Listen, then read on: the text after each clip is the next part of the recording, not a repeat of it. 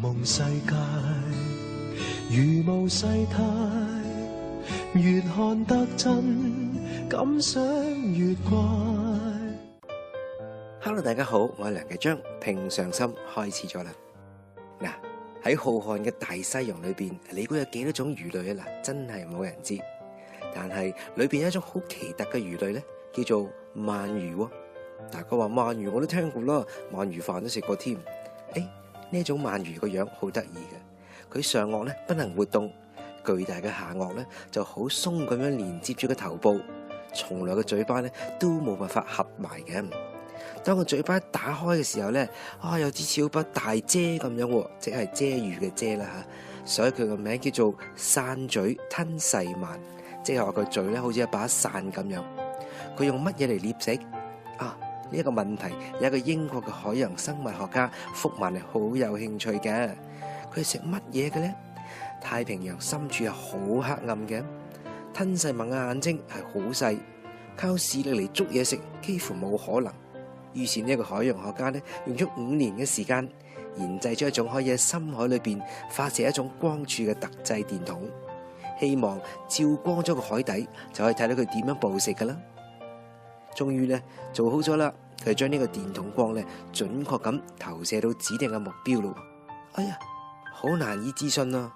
嗰啲光一照亮咗海底啫，幾條呢啲嘅吞噬鰻咧，好似箭咁樣一直咁游過你，穿過光柱，然後好似發癲咁樣撞咗喺附近嘅潮石上邊。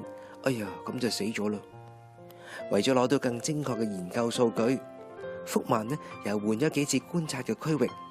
即係話去唔同嘅海底又做同樣嘅測試，結果都係一樣。呢啲鰻魚咧，好似受唔到啲光柱嘅刺激，每一次咧一有呢啲光就莫名其妙咁咧撞埋啲石頭度。研究唯有中斷啦。呢一個福曼好遺憾咁樣唔再做呢個研究咯。但係佢唔明點解。最後有一日撞到一位心理學家傾開偈，呢個心理學家就話啦，因為呢一種鰻魚咧，長期被黑暗籠罩，當見到一啲嘅光線之後，就以為自己揾到光明嘅世界，於是奮不顧身咁撲過去，但係就忽視咗光明之外嘅險境。福曼而家先明白，自己製造出嚟一個假嘅光明，害死咗啲魚啦。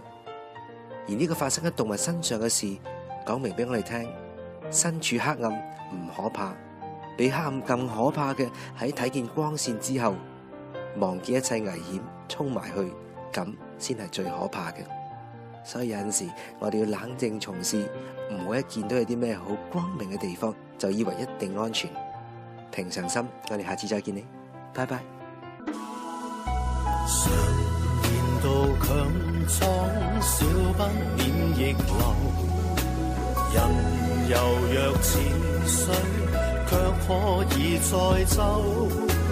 命運會刻意鍛鍊你身手，但勤勞是你的最佳老朋友。